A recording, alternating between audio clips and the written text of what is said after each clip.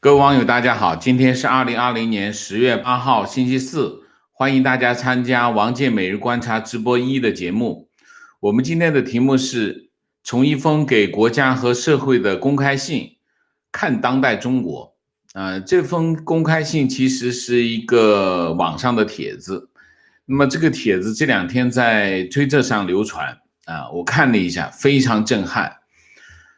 我今天就想讲讲这个话题。那么另外呢，我在讲这个话题之前，我们先回应一下昨天的这个副总统的辩论会啊。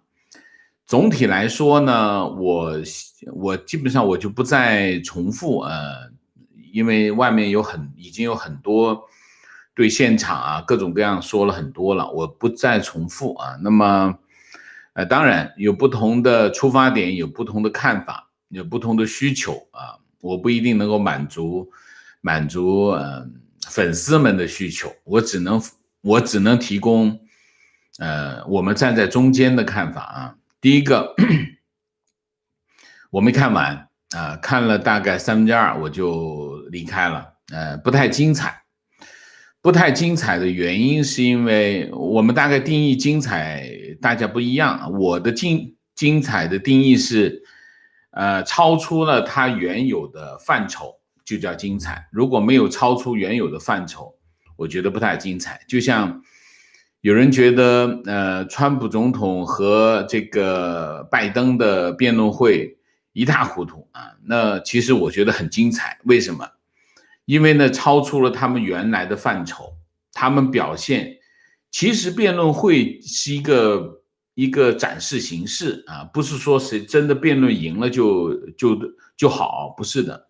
他其实通过一个辩论的方式来展示双方的这种能力和观点。那么不是说我辩论赢了我就能够争取更多的选民，辩论会的目的其实是争取选民争取选票。那么昨天的辩论会呢，其实基本上符合我们之前的一个基本判断，就是一个是自由派，一个是保守派那么他们在政治上是光谱的两头然后就是这个自由派进攻为主，这个保守派防守反击基本上总体的反应是一个这样的态势那么各有各的喜欢。那么民主党的支持者会喜欢这个 Harris 那么这个叫这个共和党的支持者会喜欢这个彭斯等等各取所需。我说不精彩的原因是在于说，你通过这场辩论会，你很难让对方的阵营支持者来改变看法跑到这边来，没有，只是强化各自支持者的看法而已。所以我就说它不精彩不精彩。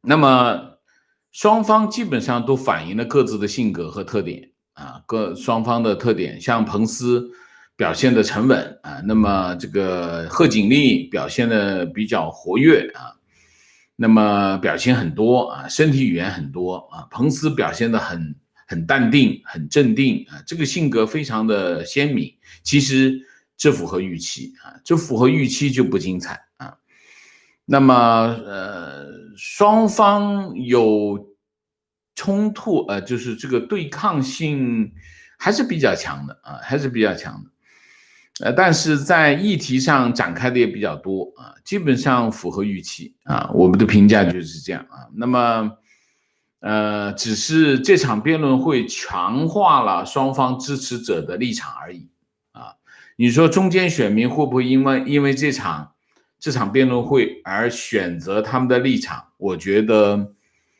很难，就是说基本上都符合预期符合预期就会这样的结果，好吧？我大体上说一下。那么在最近呢，就是新闻事件是蛮多的。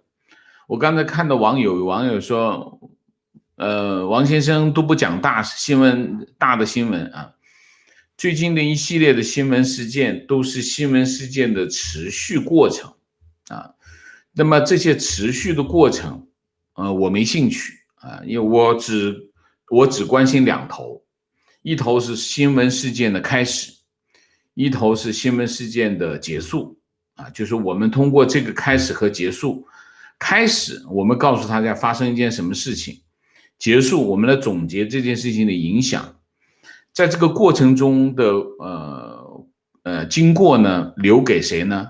留给媒体留给电视台，留给新闻网站留给这些专业的在外面跑的记者，我们不跟他们抢生意我们留在做什么？我们留在做分析工作，这是我主要的工作，所以我不会跟进每一条新闻的进展当然有一个我一定会跟进，就是关于川普总统的身体健康的问题。那么身体健康的问题基本上没有问题，所以我们也就不必每天都更新了好吧？大概就是这样，我跟大家交代一下那么我们最重要的任务是2点，第一点，告诉大家正在发生的全景式的图画，这是第一个任务。第二个，分析每件新闻事件背后的各个因素所以不拘一格好，我们讲今天的主题。今天的主题呢是一份公开信这份公开信题目叫《给国家和社会的公开信》，我愿意对穷人开杀戒，包括我的父母这个题目非常的震撼。我看着这个题目，我把这个文章看完，我就是非常的震撼鸡皮疙瘩都起来这篇文章不长，我读给大家听一下就因为还有很多网友没有看到作者是广西艺术学院20届，叫史可。我叫史可正文是这样我叫史可，是一名来自河南新乡的大学生，目前就读于广西艺术学院20届的学生。我是一名爱国者，在我准备高考的全过程，也就是高中3年，我亲眼目睹了美国和西方国家如何伤害我们的党、我们的国家、我们的华为。他们用贸易战来让我们的经济受挫，他们靠打击华为卡我们的科技，他们甚至用军事威胁试图消灭领导我们走向富强的党。我就是这样走完高中的3年，对于我来说，这一切都是最好的爱国主义教育。我希望我们的国家反击，但是我们现在好像还做不到。那6亿收入不到1000的穷人时刻在拖累我们的国家，我们国家太爱老百姓了，和美国打仗，这些穷鬼就会吃不饱。我想正是他们才导致我们国家现在处处受辱。所以在这里，我代表中国全部有钱的正常人，正式向国家提建议，让我们参军，让我们去杀掉这些不努力拖累国家的人。全国的大学生应该联合起来，一起杀敌。这些人阻碍国家的前进，就是敌人，就该杀。我们大学生虽然没有社会经验，但知道什么是国仇家恨，知道什么是大是大非，更知道什么叫有国才有家只要我们大学生联合起来，一个月来杀光6亿低收入废物，就可以下无数的钱土地。文章结束了后面还有我相信还有应该就没有完，但是没关系，这么多已经够了广西艺术学院简称广艺，它在广西南宁是全国7所综合性的艺术院校，现在是广西和文旅部共建的高校那么不是很有名也不是很厉害的一个艺术高校那么我看完之后，老实讲，真的是非常震撼非常震撼，我这2天在想这件事情，一直在思考这个问题那么先分析一下学生的背景。第一，他是个新生，20届20届肯定是个新生然后他们肯定是因为疫情耽误了他们的整个的课程考大学的过程就是中美贸易战的过程那么他应该是目睹了整个的中国媒体呈现出来的中美贸易战的这个过程啊。这个孩子呢，就关心国家大事，关心时事。你看他讲出来的这些话，全部都是时事中间的事情。当然，他刚入学，还很青涩啊，就是还没有圆滑。你看他讲话也是直来直去啊，简单直接啊，就是一个这样的小孩子啊。这个小孩子讲出了他心里想的话啊。那么，我到目前为止，我没有觉得这个是一个伪造的东西啊。那我就把它当做一个真实的案例来分析啊。那么，我在思考这封信的过程当中，我也回顾我在中国接触到这个人，各个社会阶层的人群啊。那么我也在思考我对中国的认知啊。那我今天做这个题目主要的原因是我要提出一个看法啊。这个看法是什么？这个看法就是这才是真实的中国啊，这才是真实的中国。在我认知啊，在我们认知，就是我们基本上是个同温层啊，就是我跟我们的观众基本上是个同温层。我们生活在城市，我们接触的人群基本上是中国相对富裕的人群啊，所以我们认知的中国是都市化的啊，富庶的啊，开放的，还有优秀的啊。基本上我们认知的中国是这个层面的中国。但是这封信呈现出来的现实是什么？就是我们现在其实真实的中国其实是乡村的、贫困的、封闭的、平庸的啊，这才是真实的中国啊，真实的中国。那么我们看到的、我们听到的、我们接触到的很多的中国人，他们反映出来的意识，他们反映出来的看法，其实并不是中国的主流。真正的中国主流是这封信反映出来的信息才是中国的主流。就说很多，你看我们接触到很多的中国人啊，在中国最好的学校读书，在中国最好的城市生活工作，他们工作的内容是跟全世界打交道，他们去外国，去很多外国跟外国人打交道，他们看到的信息，他们接触到意识非常的开放，非常的现代化。但是这是真实的吗？这并不是真实的，这是非常小的一部分啊，非常小的一部分。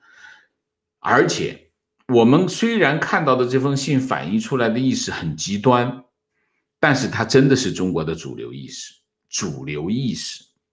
也就是说，我们在判断，我们经常在很多时候对中国的判断不准确的原因是什么？或甚至会犯错误啊，完全预料不到会是一个这样的结果。原因是因为我们在误判中国。就我今天这个主题，我们要告诉我试图通过这封信，我们去理解真实的中国是个这样啊，真实的中国这样。那我们来分析这篇文章。大体上这篇文章大概有8点，我认为是可以分析出来的啊。第一个，当然我讲的是意识啊，意识。第一个，国家优先，国家第一，国家是核心的价值，这是第一个。第二个，仇外仇美，这是第二个。第三个，鄙视链。什么叫鄙视链？中国有无数的鄙视链啊，就是鄙视啊，就是说我在这个阶层，我就鄙视下面的；我在这个阶层，我还要鄙视下面的；我甚至在生活底层，我还要鄙视比我低的，就是中国的鄙视链啊，这是第三个。第四个，功利，就是功利什么？我要富裕，我要先进，我要发达，我要被尊重，我要被崇拜啊！任何阻挡我的目标的人都要清除掉，任何东西都要清除掉。哪怕残忍，杀掉。当然他这个没有社会经验的人啊，就说中国的高校有多少人？2000万到3000万高校在校大学生，6亿人，一个月杀掉，一天要杀2000万，也就是说每天这个高校的学生一天要杀一个人，那才能杀得掉。所以他完全没有社会经验啊。然后呢，他生活的这个环境，他生活的家庭，他生活的学校，他生活的这个社会极端化，很多事情非常极端，就是走极端，往两头跑，走极端，没有爱。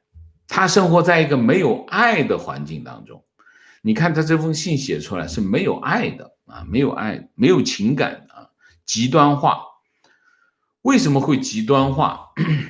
极端化的原因，形成极端化的行为模式，只有一个原因，就是他没有选择，他没有选择权。他要达到这个目标，他没有其他的选择，他可能只有一个选择，就是用极端的方式才能实现啊。然后就是我的看法是凌驾性的，就是我的看法是唯一的，是凌驾性啊，这是第7个。第8个，大家可以看到它里面的所有的观点都来自哪里？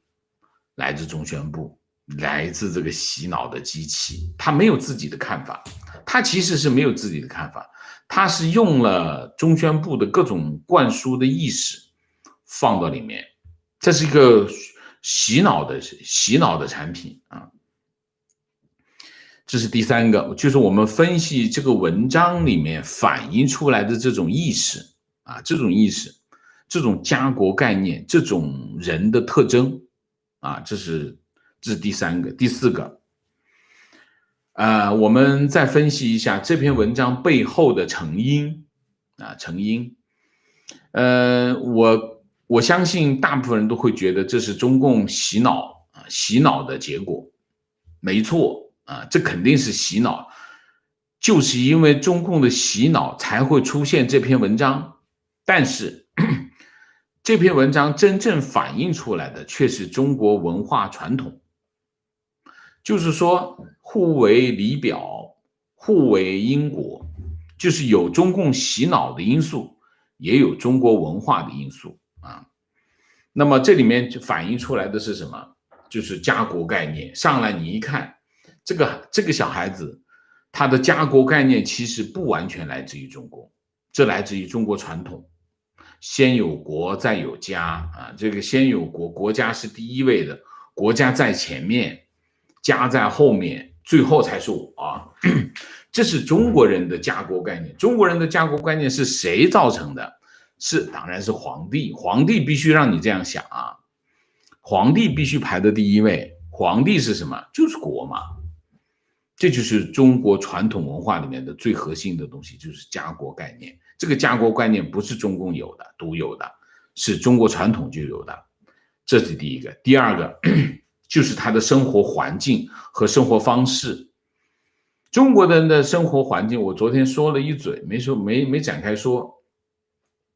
中国人的生活方式讲2点，第1个讲序，第2个讲义啊。序是什么？序就是秩序，就是我要服从这个秩序，小的要听大的，大的要让小的，这就是序。长幼有序，秩序服从，你要服从这个秩序，你不服从这个秩序，你就会被这个群体排斥，这就叫序。这是中国人的其中一个生活方式。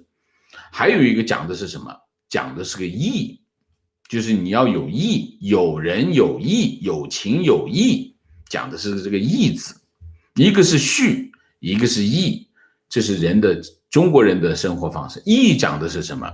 义讲的就是你对这个社会，对这个人群，对这个其他人的社会责任，你有责任，就是这种责任感，就叫义。一个是讲序，一个是讲义，少了什么？少了爱。中国人不讲爱，所以最终的结果是追求什么？追求利，利字就在中间啊，就是左边是序，右边是义，中间就是利，利才是真正追求的东西所以当贫困成为外部环境的时候，序和利就是维持这个社会超稳定结构。一直很多人分析中国为什么是个超稳定的社会结构，就是用这两样东西控制就用3样东西去控制，让你去追利逐利，这边是守序，那边是遵义，所以它就变成了一个超稳定器。这就是中国现在的家国文化加上生存方式。那么中共是怎么做的呢？我们讲你从这篇文章就能看出我刚才讲的这种生存方式，中国人的生存方式。那么中共怎么做的呢？中共的做法就是把中间那个皇帝拿掉，家国的那个中间那个国是什么？国是皇帝的国，把皇帝的国拿走，换上他自己就是中共的国，把自己装进去，外面再刷一层什么呢？空想社会主义的理想国刷一层这个东西上去，然后习近平再加上自己的中国梦，然后再用什么？再用所有的现代文明的传播学工具，从互联网到手机，从这个短信到 QQ 一直用这所有的现代文明的工具，全方位的洗脑。就这两个东西加在一起，才是这篇文章产生的背景和成因那我们顺着这个往下看，我们能看到什么？看到中西文明的冲突我想涉猎一下，因为在我们现在讲的普世价值观，还真就不是中国传统的价值观。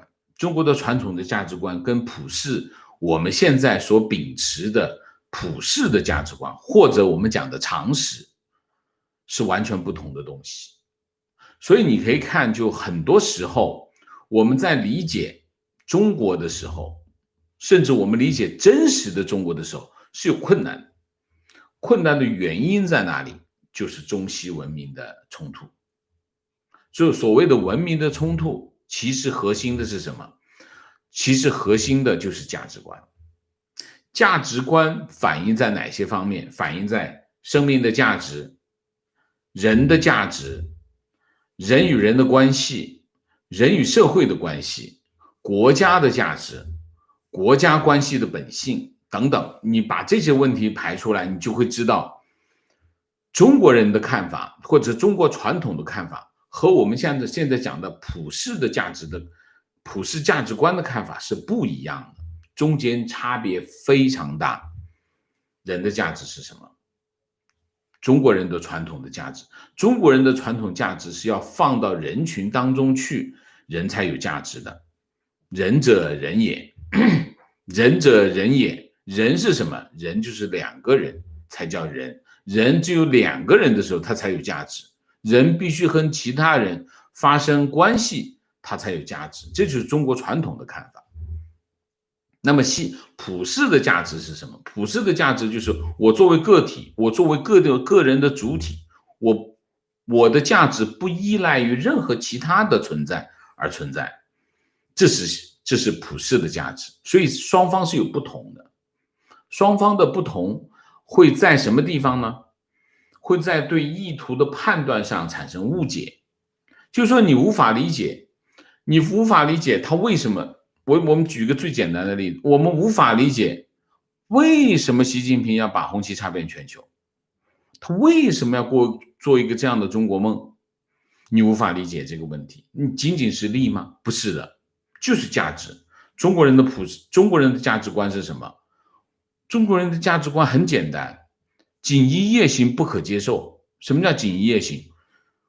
我今天穿了新衣服，我在黑地里走，没人看见我这新衣服穿了干啥？不行，不可接受。锦衣夜行是不行的，我必须光宗耀祖，衣锦还乡，这是中国人的价值。我挣了钱，我发达了，我要告诉大家我真有钱了，这就是中国人的价值观。这就是仁者仁也，就是我人的价值必须在另外一个人的身上体现出来，这就是中国人的价值。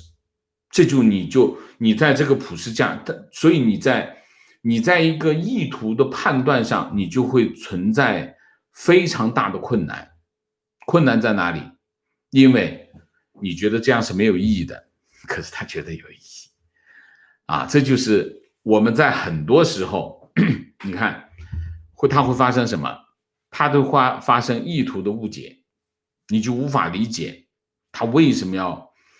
中国在所有的中国媒体上面，它有一个非常重要的栏目叫什么？叫外国媒体看中国，或者西方人看中国。你看中国媒体啊，中国的所有的宣传当中，他都要做一件事情，就是让外国人，或者他如果没有人讲的话，我就找个人去假扮外国人，或者假扮外国媒体来说中国好。他这自己说中国好都不行，那必须让外国人来说中国好。他为什么要做这个动作？这背后反映的价值是什么？就是我刚才讲的，仁者仁也，仁者仁也反映的就是这个价值观。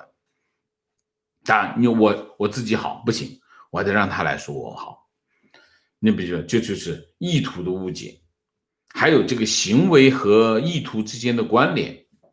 你比如说，我们达到一个战略目标，我们采取1、2、3个战略步骤去实现这个战略目标。也就是说，我的行为跟我们的意图之间的关联是用这种方式连接起来的，这个很简单。但是有的时候你会发现，中国去实现一些战略目标的时候，他的行为跟他中间的他的行为和他战略目标之间的这种关联，会无法理解、无法接受。我举个例子，你比如说中国要在科技上追赶，那理论上日本人的追赶模式是什么？日本追赶模式就是我用20年时间啊投入啊，大家吭哧吭哧就去搞上20年，我就慢慢追上去了。先从基础科学开始，然后就开始啊一步一步去实现。所以你看这2年，过去10年，日本得诺贝尔奖很多，非常多，那就是他建立一个整个系统来实现这件事情。中国不是，中共不是，中共直接搞个千人计划，搞定了，搞定了，直接用千人计划来搞定，千人计划搞定。但是你这个行为中间是有问题的，问题是什么？你这是偷东西啊，这是偷窃啊！你怎么可以用偷窃的东西来达到你的战略目的呢？没关系，我只要我的目标是有善意的，中间的手段不重要。这就是中国人的价值观，这个价值观你无法理解。如果你用普世的价值观，普世的价值观就是我的目标是必须是道德的，我实现目标的手段也必须是道德的，我整个过程才是道德的，这是普世价值观。就是我不可以以这个崇高的目标为理由，在这个过程当中，就是用一个不道德的手段去实现所谓的崇高的目标，这是不行的。为什么？举例子，什么例子？希特勒就是这个例子。希特勒他的目标也是崇高的，但是他用屠杀这个犹太人的手段去实现他所谓崇高的目标，这是不可解，这是不道德的。但是中国人不是，中国人就是说我可以把中间这个过程忽略掉，我只要目标就行。这就是为什么会发生千人计划的这样的原因，这就是为什么中共大家你用普世价值观无法理解为什么这个国家充满了谎言。他说完全没有负担，完全没有负担，就是从上到下整个的政府机构，他修改他的事实，修改的大家都非常的顺畅。为什么？它是整个系统，他撒谎是个系统性的工程。为什么完全没有负担？就算你像这件事情如果发生在西方国家，这不可理喻，但是在中国非常顺溜。为什么？就是我刚才讲，中国的传统文化当中就有这样的东西，就宣扬这样的东西。这个那个叫什么啊？就是24孝，大家知道哈，24孝里面割肉饲母，割自己的肉去做药引子啊，等等这些，你可以看，只要我是为了笑，我啥事情都可以干。那你看三国里面把自己老婆杀了，割肉给朋友吃，煮给朋友，这简直是，你要在一个正常的人群当中是不会发生这样的事情，但是在中国会发生。为什么？我是为了取义，我是要取义，只要这件行为的结果是义的，我中间的手段不重要。所以你才会看到，就是行为和意图、行为和目标之间，它的这种关联方式，中西之间就差别非常大，你就很多行为你就不可理解。所以我说这封信的价值在哪里？这封信的价值其实是我们要认知，我们要认识真实的中国。它真实的中国，它有当代中国的真实的状况是什么？是文明与野蛮共存，先进与停滞共存，富裕与贫困共存，开放与封闭共存，真实与假象共存。当代中国是一个呈现是一个这样的情况，非常的复杂。我不说它复杂就不可理解，而是我们不能够用我们仅仅在我们的视野或者我们接触到的东西去判断中国的行为或者中国的现状，这是不正确的。而是其实真实的中国，我刚才讲的，其实是大部分的部分是贫困的，是乡村的，是封闭的，是落后的。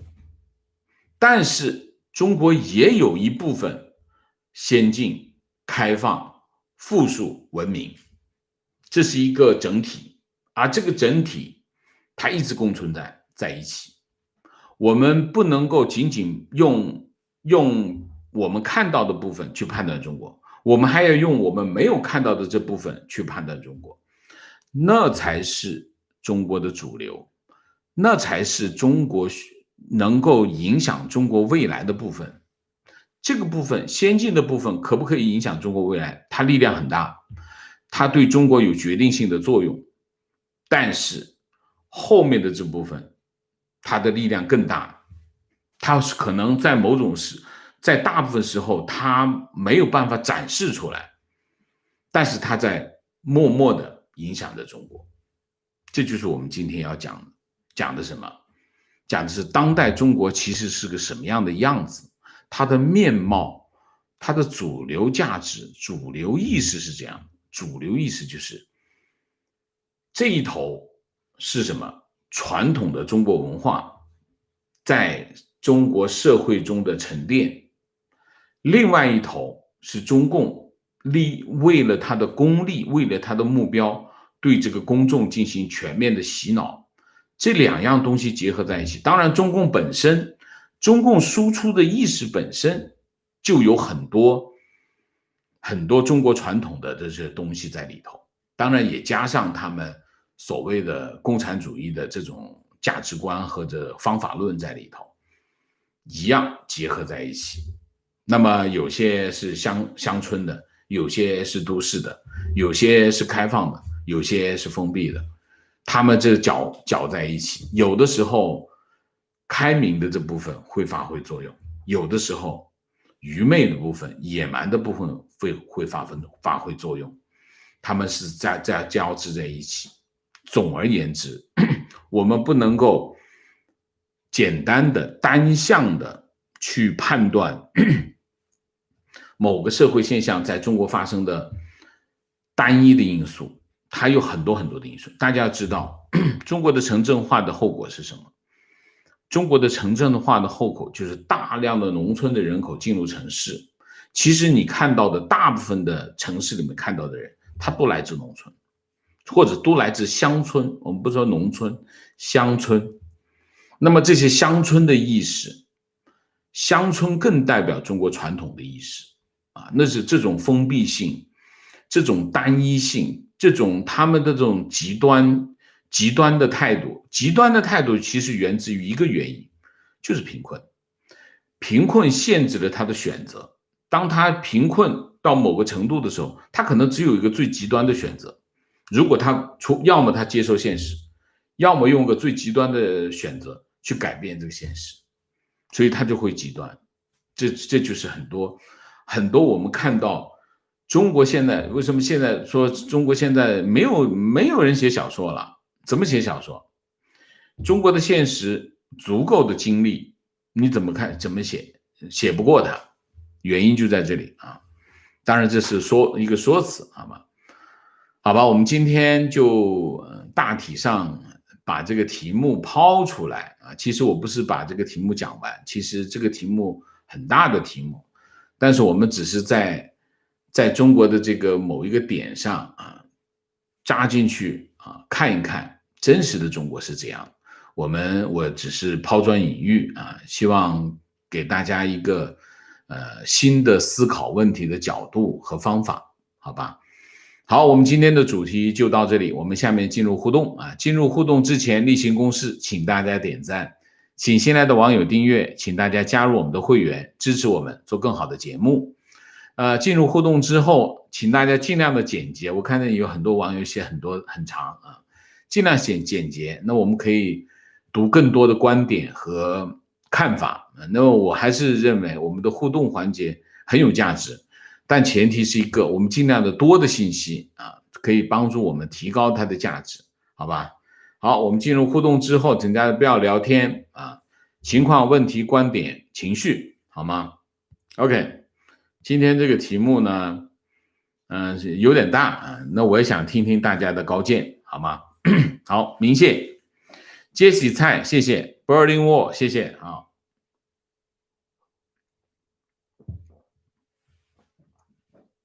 观点，今天的题目啊，归人666，谢谢啊。特别同意归人666啊，特别同意您的观点。上次发了祝福川普，批评那些幸灾乐祸的朋友圈，结果有人说我妈死了，不过也有很多人去点赞到账，我还庆幸。我朋友圈有正常的人，但是听了你的讲话，我感觉我判断错了，那些人只是墙头草，点赞只是代表礼貌行为。如果我也幸灾乐祸，他们也会点赞，而且点赞会更多。可能我的朋友圈并没有正常人吧。正常人我们要定义什么叫正常人啊？在不同的语境当下有不同的正常人啊，就是说，比如说他在那个语境当中，他可能是正常，跑到这个语境当中，他可能就不正常。所以，我们正常人，你要想一下，你去怎么定义一个正常人，在什么样的语境当下，好吗？观点，今天的话题好精彩，入木三分的剖析了中国人的价值观，必须转成 MP3 转给墙内的朋友。王舍记得留存这集的精彩，好的，谢谢。观点，昨晚的副总统辩论 Harris 是一场灾难。我看了推特和中文网站上女选民普遍反感 Harris， 肢体语言透露了 Harris 的不自信。Harris 其实就是广东话叫什么？广东话叫 Harris 的这个特点叫大笑姑婆，就是大笑姑婆，就是大笑啊，喜欢笑。从心理学来分析呢，就是这种大笑其实是一种掩饰啊，掩饰某种不自信啊，不自信。那么 Harris 的昨天的这个身体语言，很多人在议论，我就不多说了啊。但是这里面有2点啊，第一点就是说，我们在分析一个台上的这个行为的时候呢，他的行为都会被放大啊，都会放大，就是我们讲这个镜头前的人是被放大了10倍、100倍的啊，所以特别要小心啊，就是说我坐在这里啊，我的行为是会放大了很多倍的啊，所以我不能够出错，一出错会被放大很多倍，这是第一个，大家要意识到这一点。其实他的某些行为可能没有那么大的程度啊，那么这是第一个。第二个，当他在上面表现出来的东西，通常是本质性的东西。或者我们翻过来讲，面对镜头很难撒谎，就是基本上为什么电视的力量很大的原因是什么？不管你是多高的官，多有钱的富翁，你面对镜头的时候，你很难撒谎。所以镜头前的人通常比较本质啊，就这2点，大家参考一下。观点：6亿低收入人群不是因为懒惰和不上进，而是制度性的贫困，缺乏公平的教育机会，缺乏信息对称获得渠道导致的。包括这个大学生自身也不能对等的获取信息，这才会有这样奇葩的想法。OK， 观点：非常真实的信件。昨天我在广西大兴县和一个刚刚退休的县级旅游部门领导一起去考察旅游资源，一路上讨论一下台湾局势。当他知道我长期可以了解境外信息后，非常的愤怒，说我被洗脑了，共产党人就是要管控人民，全世界没有哪个政权能够管控这么多的人，人们是需要被管控的啊。观点：这封信是不是反讽我不敢肯定，但是其中表达的意思我确实真真切切的亲耳听到。就在上个月，我的中学同学口中，他不是小青年，50多岁，一个中学校长，是这样的啊。我为什么要讲这封信的原因，当然就是因为这封信传递出来的这种信息，它真的非常有代表性啊，非常有代表性。观点：序讲的是等级，义讲的是忠诚，其实就是说尊重层级，效忠于层级。儒家文化的核心就是教人如何做个好奴才。所谓的中国传统文化毒性极大，所有宣扬发扬中国传统文化的行为都是向着封建社会倒退啊，非常好。观点：既然农村层面的意识才是中国的主流意识，那就是中共的基本盘其实就是这些狭隘的。中共故意让信息和教育不到农村人身上。我更倾向于用乡村而不是用农村啊，不一定是农村啊，乡村。乡村是什么概念？乡村是相对于都市的概念啊，就是说我们讲的大都市啊，都市比如说中心城市，这属于都市啊。你比如说某个县级市，它可能就是乡村啊，它不一定是农村，好吗？观点：家国概念是为统治集团服务的，就是让老百姓当统治者的人肉盾牌，就是中共的铜墙铁壁，非常正确。情况：少年小赵这部纪录片历时4年，讲述了一个极端爱国青年从高中到大学的社会蜕变，最后经历家庭被强拆的境地，幡然悔悟。需要强拆才能悔悟，那没有强拆就不悔悟。所以呢，这个社会就是这么的讽刺啊。提问：我们住台湾的也有读45经，我小时候也读24孝水浒传，中学我还要背论语孟子，同样都读过传统八卦文。为什么台湾和中国现代意识会差那么多？中共到底在教育掺了些什么样的沙子，让现代中国人沦丧？同网友观点：台湾把45经用现代的观点重新解读了是这样的这就是一把刀你可以拿来切肉切蔬菜，也可以拿来杀人。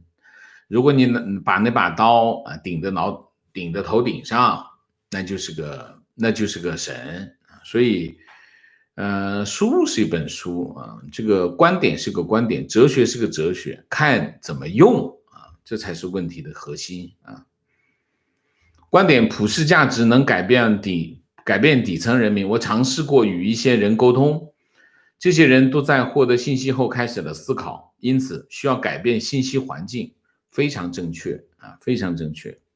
信息环境是什么？信息环境就是认知的前提。你只有得到足够多的信息足够完整的信息，你才会有一个完整的认知。你完整的认知，你才能逐步的改变你原有的认知体系，改变原有的价值观啊，这是所有一切的前提啊。观点，王先生分析诠释当下中共统治下最大多数普通人真实的想法：冷漠、自私、唯利是图、不择手段、隔岸观火、攀龙附凤。绝大多数中国人还没有认识到中共才是影响和决定自己悲惨命运的始作俑者，这是最可悲的。非常正确，非常对啊。观点，确实中国文化传统中缺乏爱，但是非乱世的时候还是有温情脉脉的一面，有对爱的和美的追求的。只有在土共统治之下，所有和美和爱有关的人生认知都被推翻了。所以这几年我认识到2000年前耶稣基督为世人舍身，用爱引导世人多么超前，现在也越来越认同刘晓波殖民300年的想法了。观点，这封信太震撼了，老师说的对，这是中国的主流。在我的世界观来看，这是中国古老的法家传统的现代版本。法家，这不是法家，这是儒家。所谓奴贫待以绝消耗，上军功以振国威，以性恶为基础，以性恶为前提，甚至把本性不恶的人变为恶人，恶人图利，恐惧惩罚，把人的一切都说成功利，把不功利的变成功利，唯有这样才能好控制。这就是所谓的育民术、帝王术、法术。不过这篇文章表现出来的看法还是走得太远，太可怕。观点，其实家国概念根本经不起推敲，按照这个逻辑，难道可以说有墙才有砖，有柴才有木吗？这个根本就不对嘛。类似这种的自相矛盾的俗语很多，比如说金钱如粪土，朋友值千金，那就是朋友如粪土咯，哈哈哈。OK， 中国的传统价值基本上是两头堵啊，两头堵，就是往这头也行，往这头也行，反正看你自己啊。你需要这一头的时候，你就找这头；你需要这头的时候，就找这头。虽然他们完全对立，但是都成立，都看得过去，都行，而且他们和平共处。这就是中国传统的，我就觉得中国传统很多很荒谬的地方，这就是非常，这是其中一个，这就是完全对立的两个观点，和平共处啊，各取所需啊，大概就是这样。当你可以各取所需的时候，你有价值吗？你有原则吗？所以其实中国人就没有原则啊，没有原则的原因就是你可以看两头堵啊。观点，单单留岛不留人，多少人理解当成理所当然，实则细思极恐。是的啊，为了自己的私心，意图杀害他人，毫无罪恶感啊，所以这就是人的价值的问题啊。人到底是工具还是目标啊？就是说，在中国的传统当中，人都是目标。人都不是目标，人都是工具，人都是被工具化了的。所以我要实现占领，那就留岛不留人了，对吗？如果人是目标的话，我为什么要留这个岛？我觉得我最重要的是要留住我留不住这些人，我要这个岛干什么？就如果你人是目标的话，你就会这么想。我很喜欢王先生的节目，不过王先生这期节目对中国传统价值观的判断，我觉得不够全面。当你被说不全面的时候，其实就是不同意，你不同意没关系。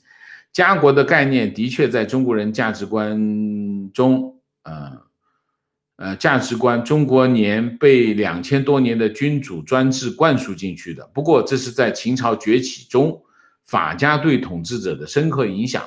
当然这种价值观不可避免地影响到了普通百姓，但是古代儒家崇尚的价值观是仁义礼义仁之信，也就是普世价值的。不过悲哀的是，儒学被统治者用法家改造，用来包装和粉饰专制君主不可告人的君王术。所谓儒表法理，那你也是在误解我啊！我没有批判儒家啊，我也没有批判法家，我只是说中国传统文化啊，所以是不全面。我本来就是这个节目本来就讲不全面，一个这么庞大的题目，怎么可能讲得全面？我只是抛砖引玉啊，希望你们出来讲，所以你出来讲很好啊。观点单单一句，留岛不留人啊，这个哪儿去了啊？分享今天这封信，我觉得是真实的。我外甥今年大学毕业，毕业前几个小伙子在海边拍了照，海滩上留了4个大字"收复台湾"，他发在朋友圈中，我看到的。观点：中国目前所谓的爱国忠君文化，并不是真正的旧皇权文化价值。目前的爱国或者国家理念，其实是源于抗日战争中的国防文学和抗战文学。比如花木兰之前只不过是女子传奇故事，而抗日战争中花木兰的形象变成爱国女英雄。我认为当时的常香玉唱这出戏的目的是为征兵广告，好吧？但是花木兰不是现在才有的哦，你说呢？情况：我大学想要考军校，基本上我老家小地方，好学生都想考军校，觉得毕业有工作，待遇又好。我记得当时还问我妈，要是和台湾打起来，我阵亡了怎么办？我妈认真思考了一下，一声叹息，说军人战死沙场是应该的。我当时还很感动，可是后来醒悟过来，就知道为什么这个政权卖命，为这个政权卖命多么不值得。我妈妈一辈子老实人，吃了不少亏，后来被我慢慢的影响，爱国情怀还在，但是已经不支持 CCP 了。 OK 观点：我相信中国已经严重破坏了美国的民主制度，美国社交媒体平台充满针对美国的系统性仇恨，而这种仇恨是由外来利益驱动的。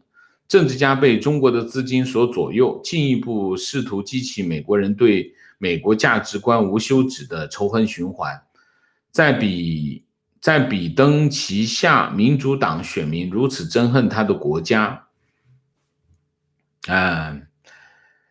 这是中国要破坏美国的民主制度没那么容易吧？美国的民主制度如果这么一隔着就死，那这个民主制度太没有生命力了。我不相信推特上面的这些言论能够推翻美国的民主制度，我不接受啊。观点：所谓中国传统文化就是一个封建时代的落后思想体系，很多国人心理上很难接受这个现实，但却心安理得的嘲笑伊斯兰教义。其实两者都是腐烂霉变的烂书而已。 OK 我不倾向于这么去评价一个宗教的教义我也劝你不要这样去评价一个宗教教义。如果你不同意它没问题，但是不要去这样评价它，好吗？情况：深圳开始抽签方式，派价值1000万的数字货币，200元的红包，中签后安装数字人民币 APP， 开通数字钱包后领取，现深圳罗湖区商店使用，朋友圈估计很快会传开。情况：最近海淘的货数字货币，我觉得他们现在已经开始进行一些就是应用场景的尝试，但是我不看好数字货币的流行性因为为什么？因为这是官搞的流行性没那么好，就是它跟支付宝和微信支付还是有区别的商业背后是利益驱动它会让使用场景更方便更便捷那么数字货币当然它用权力推下来也会推开，但是还是和支付宝他们没法比情况：最近海淘的货几乎每件都被海关拆封，有些货品丢失，有些货品被砸破。今天收到英国朋友寄给我的信件，里面有一张 CD， 竟然也被开封检验，国内居民的监控还是真是面面俱到。观点：中国人的幸福感主要来源是与人攀比，比人强就当面瞧不起人、踩人，即使朋友之间也是这样，然后被踩的人还不敢还嘴，装作若无其事，等自己强过别人再踩回去。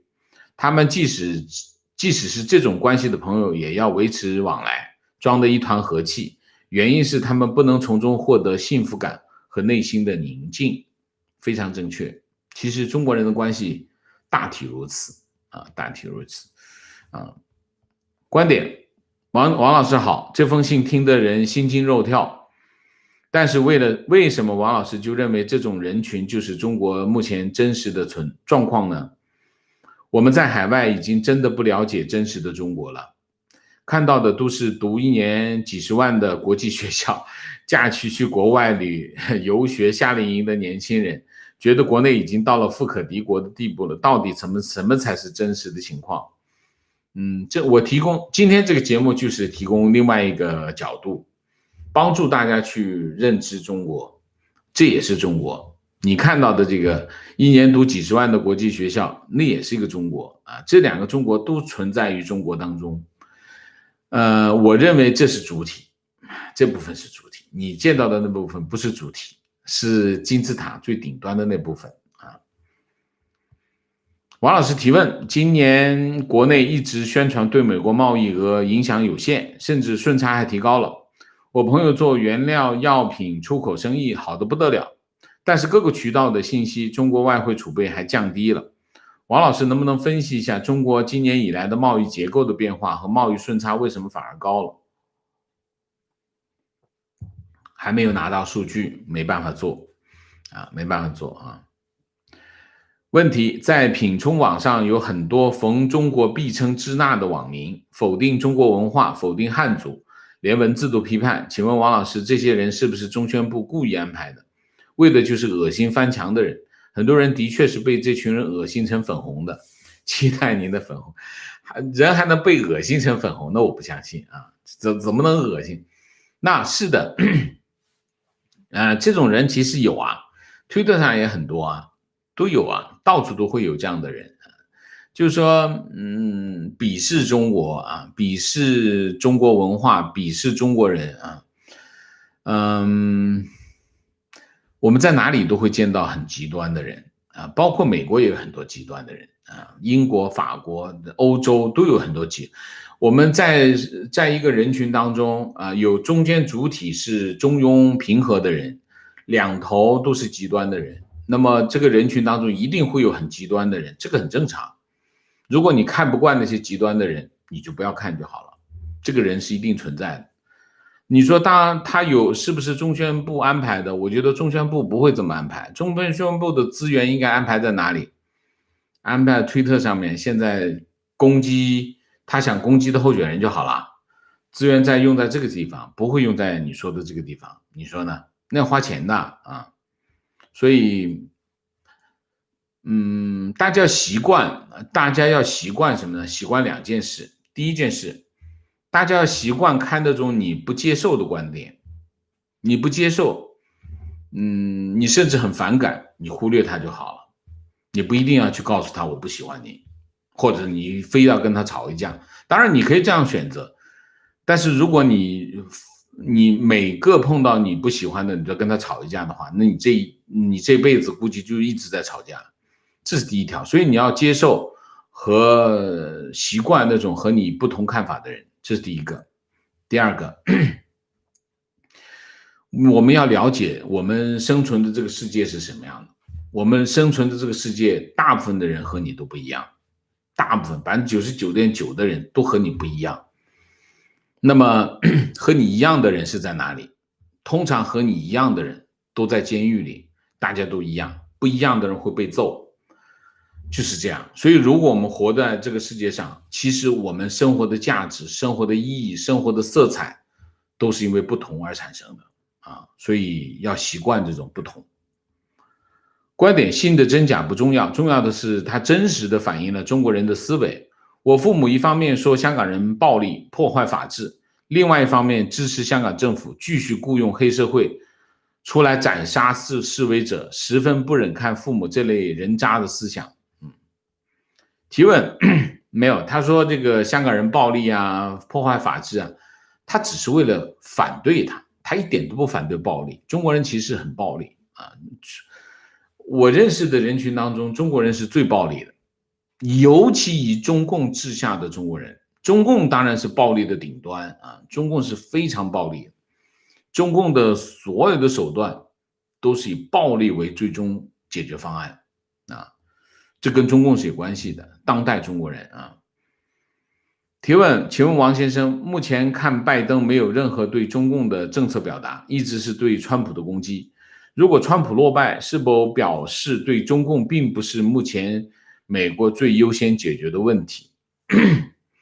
昨天这个贺锦丽的讲话，其实有一点这个端倪啊。贺锦丽就是在疫情的问题上，贺锦丽只拿疫情来攻击这个川普政府啊。那么我在推特上我也经常碰到有这样的，就是说你在推特上看见有一些人仇恨川普政府，说这个疫情是这个美国有21万人死亡了，21万人是川普造成的啊。那么这些人不说这个21万人是中共造成的，说川普造成的，这两者是有它的共性。那么是不是民主党的政策就是这样？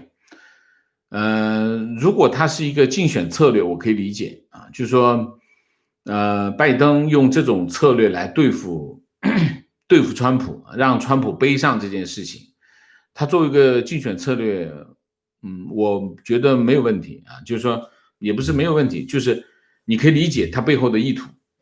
但是如果他真是这么认为，那就有问题了，就是冤有头债有主，他连这个债主到底是谁他没搞清楚，这是有问题啊，这是有问题。好吗？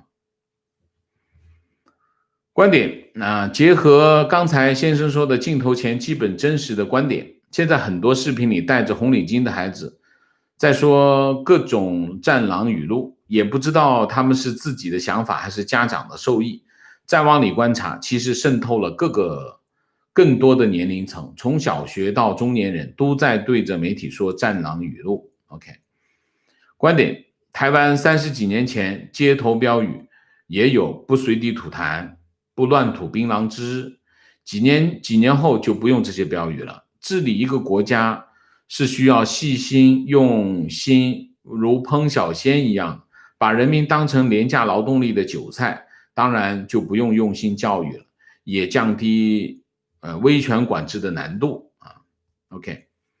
情况，今天父母把老家的房子卖了，准备移民来欧洲，20年没回去，这个小镇现在全是污染，地下水200米以上不可以饮用，很多人因为污染得了癌症，黑社会开发商横行，无处说理，你坑我，我坑你，这就是北方县城的现状，这也是中国城市的一个县城的缩影。